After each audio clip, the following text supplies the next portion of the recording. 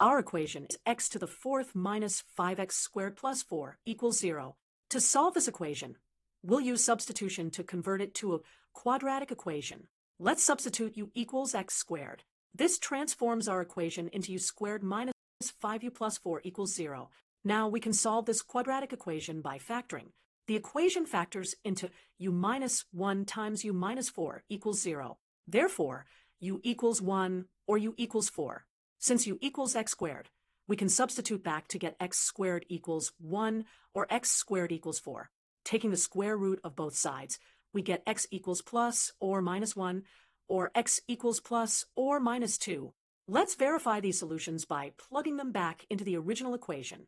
We'll check each solution x equals 1, -1, 2, and -2. Let's visualize this function on a graph. Here's our coordinate system, and here's the graph of y equals x to the fourth minus 5x squared plus 4. Notice how the graph crosses the x-axis at our four solutions, -2, -1, 1, and 2.